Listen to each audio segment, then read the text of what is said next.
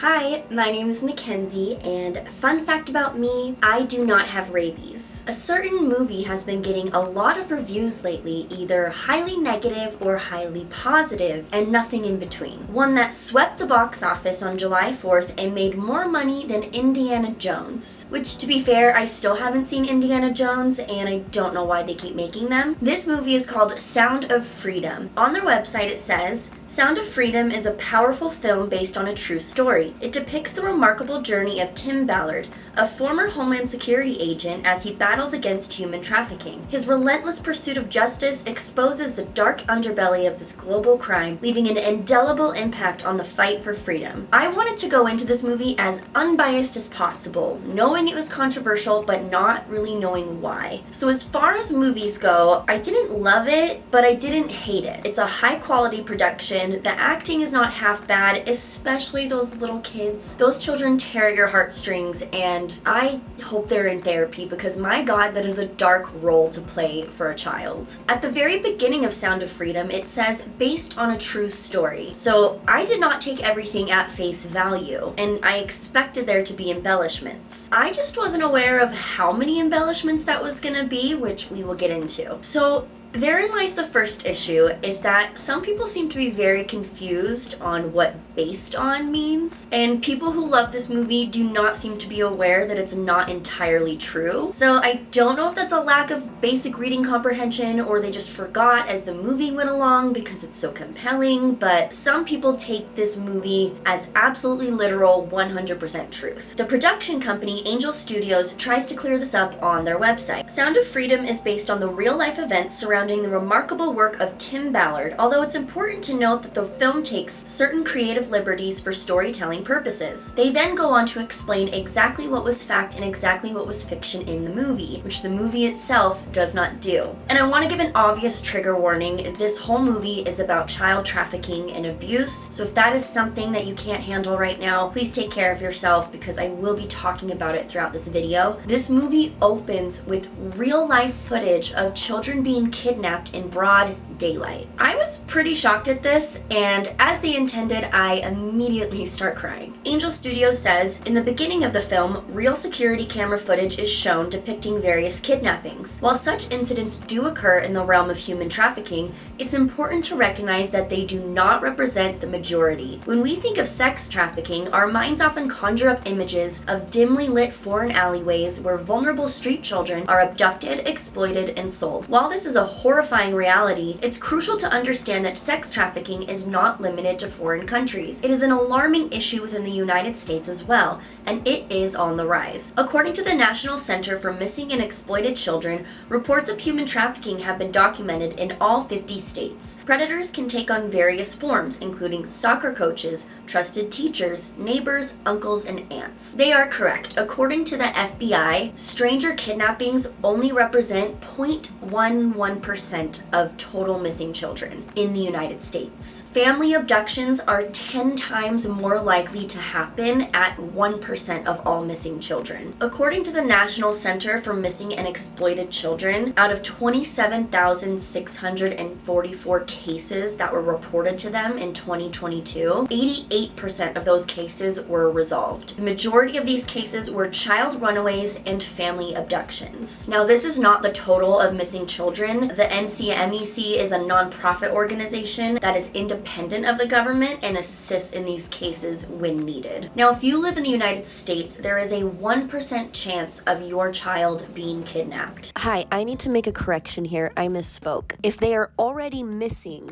the chances they were kidnapped is 1%. The overall chances of your child being kidnapped in the United States is 1 in 300,000, which is 0.000003%. And according to the FBI, it will most likely be a family member. These chances increase if the child is not white, female, and living in a foster home. It's unfathomable, it's horrible, and I'm not saying you shouldn't take safety measures. I am a child of the 90s. Stranger danger was alive and well growing up. My number one fear as a child was getting kidnapped by a stranger. And yet, it's not happening as often as you think it is. It doesn't mean it never happens. It's just not the most probable thing to happen to your child. And it is certainly not the only way your child can be exploited. But that is exactly what this movie was about. Every single child in the movie is a victim of kidnapping, even though in reality, this was not the case, which we will get to. So it's interesting that they still use this kidnapping footage in the beginning, but they knew what they were doing by putting it in there. I find it quite manipulative personally. The audience is given no information as to where these kidnaps are taking place, who these kids are, and if they're even safe. You're just shown horrific footage used to elicit an emotional response for you and prepare you for the next 2 hours of fear-mongering. The main character is Tim Ballard, and that is his name in real life. He used to work for Homeland Security in the trafficking division, and then he decided to quit and start his own thing in 2013 called Operation Underground Railroad, or O.U.R. for short. And yes, he is referencing that Underground Railroad, famously known for helping African Americans escape slavery. Maybe pick a different name. As far as I know, the Underground Railroad was metaphorically underground, meaning no one talked about it. Tim, however, never stops talking about it and brings cameras with him wherever he goes. In fact, Sound of Freedom is O.U.R.'s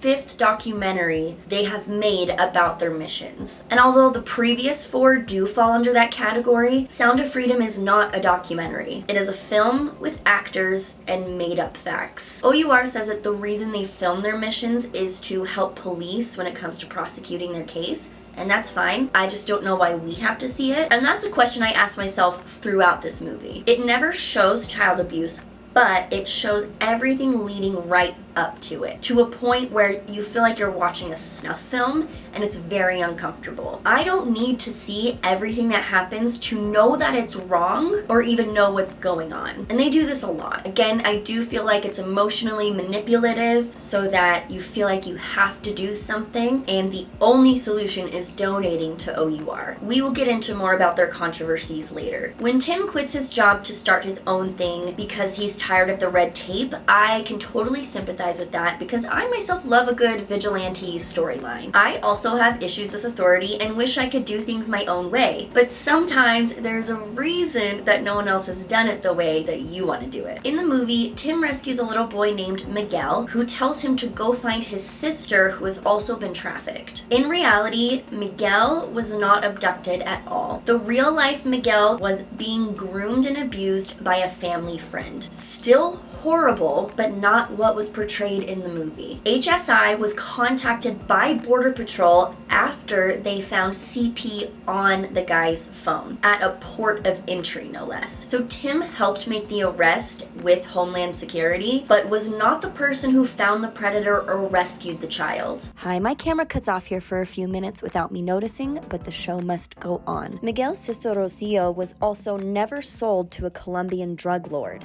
In fact, Rosio's entire storyline is fiction. The only thing that seems to be true in this movie is the island raid. Tim was part of a mission in 2015 called Operation Triple Take that was conducted by both O.U.R. and HSI, where 123 victims were rescued, 55 of them being minors. It's their biggest raid to date, and they show footage of this at the end of the movie. But Tim Ballard going alone into a remote jungle village, rescuing a little girl, and murdering her abuser is all fantasy. And I quite literally mean fantasy.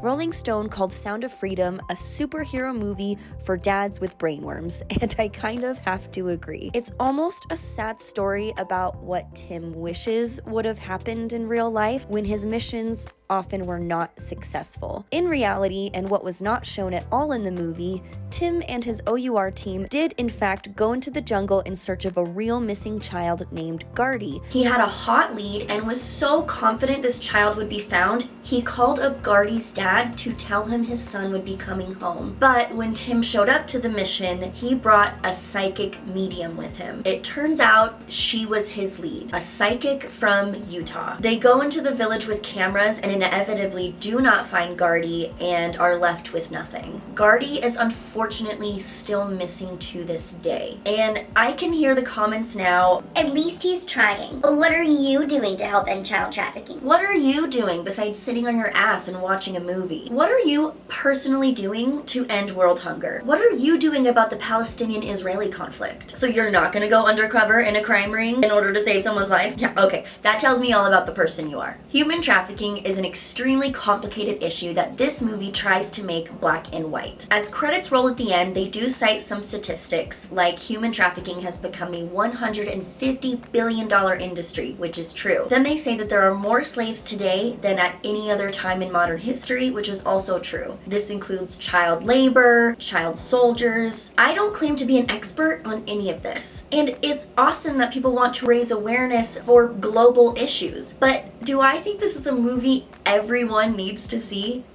No. And that does not make me part of the problem, as some of you think. You know who doesn't like movies exposing pedophiles and human traffickers? Pedophiles and human traffickers. You know who doesn't like movies about war? People who commit war crimes. You know who doesn't like movie about dogs dying? People who kill their dogs. Just because you don't like the way a movie depicts something doesn't mean you secretly support that thing. But the far-right extremists have taken this theory and ran with it. If you don't like this movie and you don't post about it on your social media feed, then you are personally responsible for slavery. First of all, calm down. Movies like Taken, which is also a fictional story, did really well, and I don't assume that anyone who doesn't like that movie is secretly a kidnapper. Here's one of the thousands of raving reviews on Rotten Tomatoes, which unsurprisingly has a 100% audience rating. One of the best movies of the year, a must-see. We all need to be aware of the trafficking that is going on in order to stop it. Hollywood does not want us to be aware because they are grooming our children and are part of the problem. So thankful for Angel Studios for telling the truth. Carmen right there sums up this entire imagined controversy. Human trafficking is a problem. This movie shows a simple solution to that problem, which no one has tried to fix ever, and Hollywood elites don't want you to know that. If this sounds like a QAnon conspiracy to you, it's because it is. QAnon conspirators have unfortunately grasped onto this movie and used it to push their insane ideas that are based nowhere in reality. They didn't do it all on their own though, because the main actor Jim Caviezel, who plays Tim Ballard in the movie, is a regular speaker at QAnon conventions, and Tim Ballard personally handpicked Jim to play this role. Jim believes in things like the adrenochrome conspiracy, where people are eating children's organs in satanic rituals, so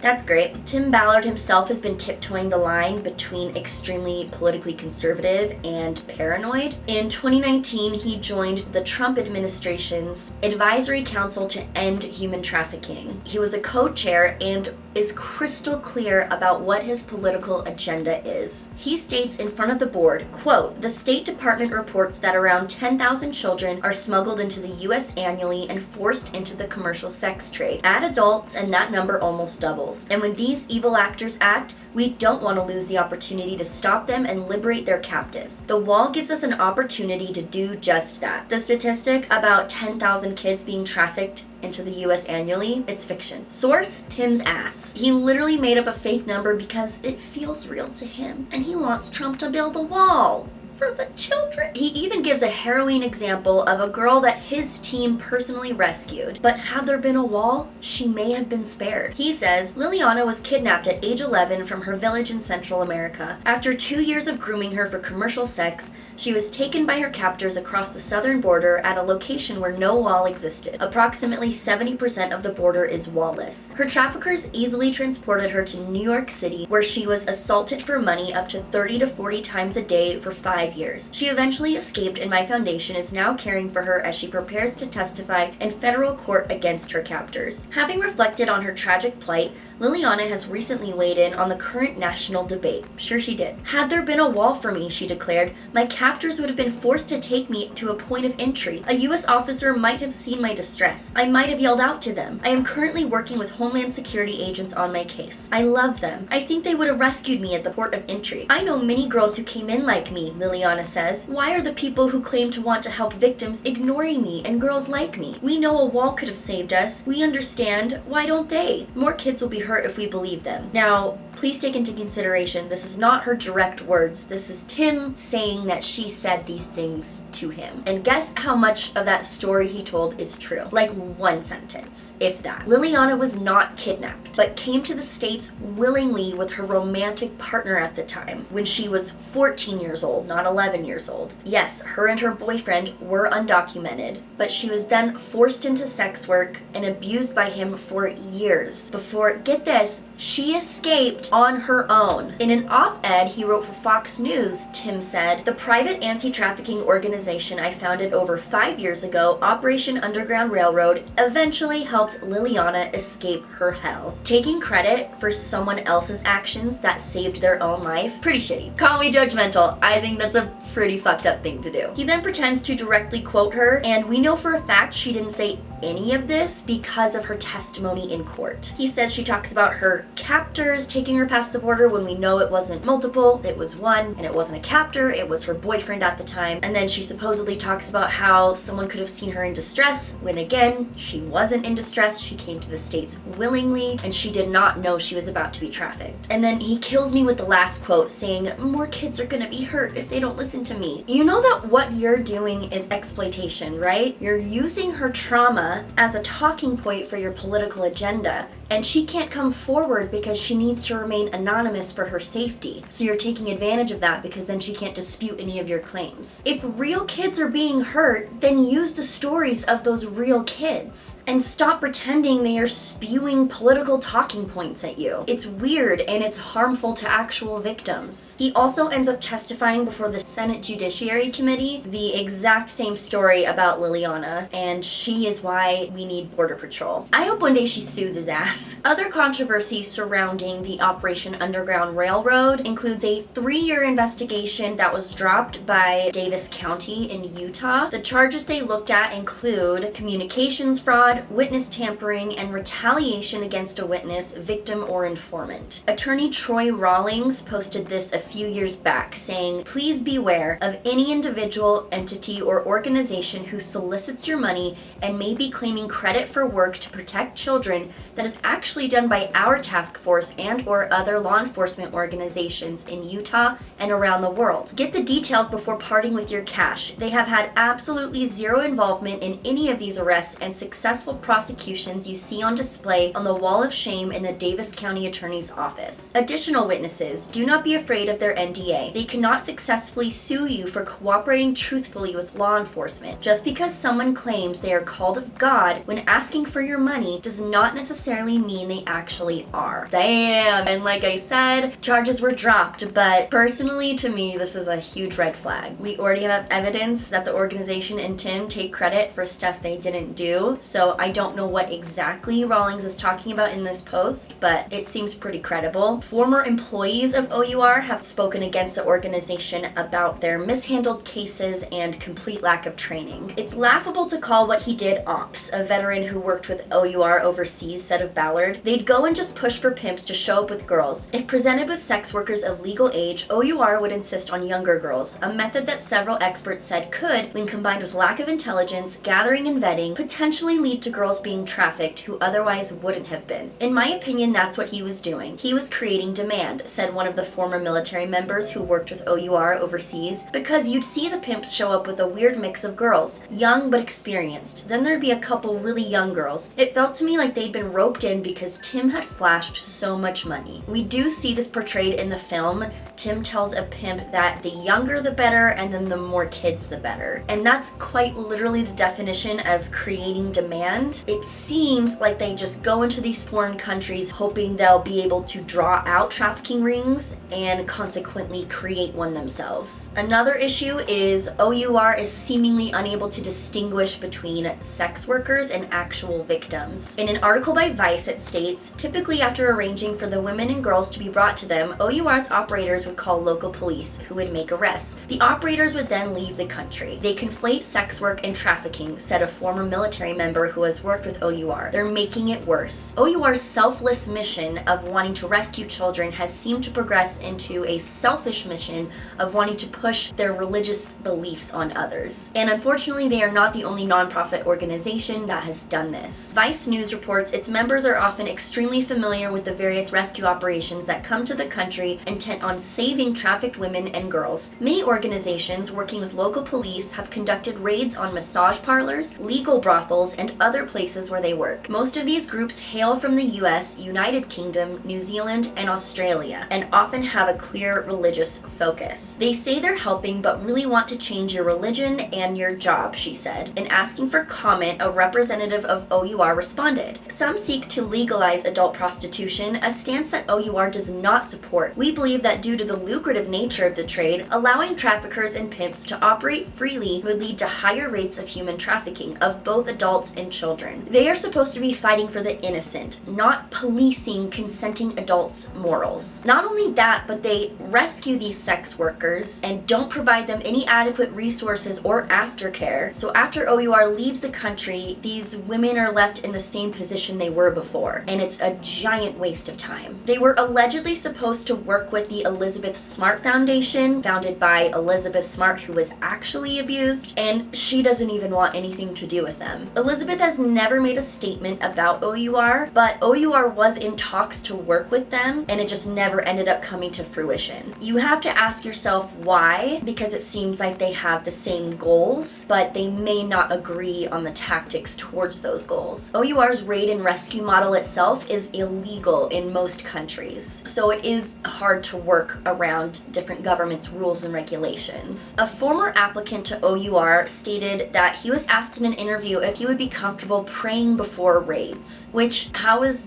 that possible? A nonprofit is still an employer, and employers can't legally religiously discriminate, so I'm not sure how they get around that. It just seems really unethical to me. The applicant, William, then talks about the laughable training he went through. Before I went to this training, he said, I was counting down the days. I was expecting a world-class training because these are supposed to be the best operatives. Instead, he didn't feel like he was learning anything, and certainly not like he was being prepared to rescue children from dangerous traffickers. William wasn't taught, among other things, basic self-defense, signs to look for in a trafficker or trafficking survivor, surveillance technique, or secure communication. Topics that were covered included how to compartmentalize your discomfort if you find yourself in a gay bar, and the instructor's many war stories, including one that involved someone being stabbed dozens of times. That's where you draw the line of discomfort? You work directly with criminals and abusers, but being in a gay bar? How do you handle it? And it gets worse, as William describes how the head of the jump team told him how important their image was. He allegedly says, quote, "Gentlemen, we're all red-blooded American males. We're visual creatures. So if at any time you may feel tempted to do something with one of the women, you need to tell us so we can get you out of there. Many men have come before and told me they feel tempted,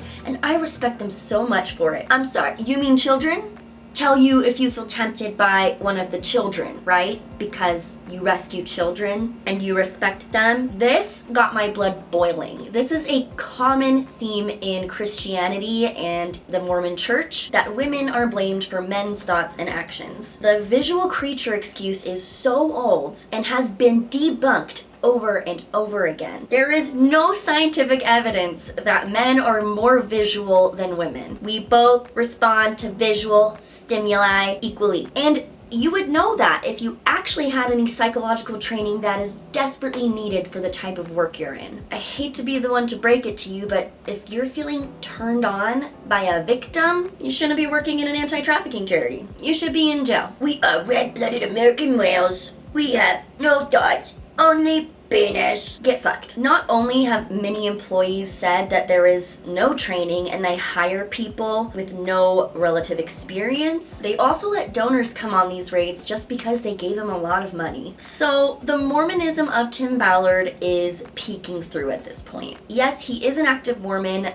The reason I haven't talked about it yet is because I wanted you to get an idea of who he was outside of that, and then his religion just kind of paints the whole picture. Everything starts to make sense. sense. This is a picture, allegedly, of Tim Ballard's whiteboard, where he has scribbled out his master plan. He's listed a bunch of nonprofits and for-profit companies that he's either currently involved with or wants to start, all with a bunch of arrows pointing towards his website, timothyballard.com. This is pretty quintessential, in my opinion, of who Tim Ballard is. He wants to do good in the world, but he needs you to know that he did it. This guy thinks he is Captain America with a Book of Mormon. If you look at the very tippy top of the grand plan, you will see words saying, lead them to the covenant. I'm not saying that Tim does not care about helping kids. I am saying that evangelizing them should be nowhere on your list when it comes to helping them. Oh, come on, you're exaggerating. Tim doesn't think he's like a savior of the world. Are you sure about that? In 2017, O.U.R. posted this painting on their Facebook page. And no, it is not a parody. They posted it saying, this beautiful painting titled The Underground Railroad by John McNaughton features the abolitionists of yesterday and today, including Tim Ballard and his wife, along with some of our undercover operatives and public figures who are shining their light on the fight against modern-day slavery. In the painting, a line of rescuers walk down the railroad tracks carrying children, while notable figures hold their lamps to light the way. Many have sacrificed to bring an end to slavery, both yesterday and now. That's right.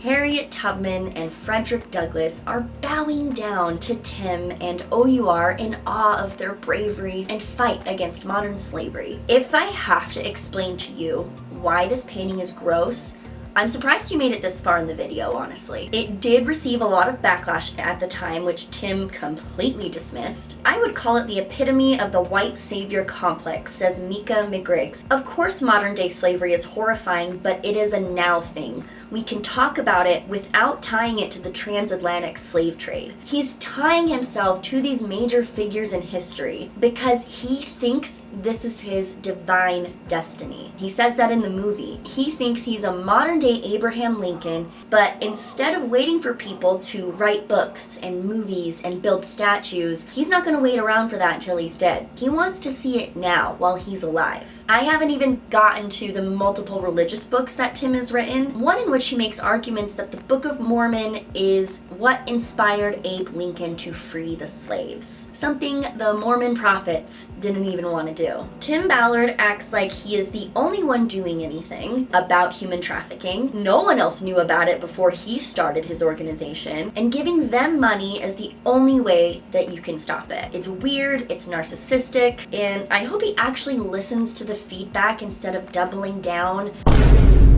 Damn it. Tim's refusal to take accountability for anything is, in my opinion, very Mormon of him. I feel like he has taken apologetics out of the LDS playbook. Admit to nothing, give excuses that don't make sense, point the finger at your critics instead of just owning up to your mistakes. Funny thing happened, he stepped down from O.U.R. and was allegedly maybe even fired. This was only recently announced after the movie premiered, so of course I'm curious if his name being attached to it was doing more harm than good. If you want to help end human trafficking, amazing! I do too. Here are several organizations that you should look into before giving O.U.R. a dime. The Elizabeth Smart Foundation, Thorn, National Center for Missing and Exploited Children, just to name a few. Again, if Tim Ballard has saved even one kid, I think that's awesome. I do not think a charity is above criticism, and I don't think just because you do good things that it absolves you from the bad things you do. So I hope O.U.R. improves their policies and makes a lot of big changes after this. I guess we'll just have to wait and see. I gotta get back to my crime ring meeting that I'm late for. That's why I didn't like this movie, is I actually do crime. Thank you for watching. I love you guys. If you liked this video, please subscribe. I am so close to 1,000 subscribers. I went ahead and took a page from Tim Ballard's book and I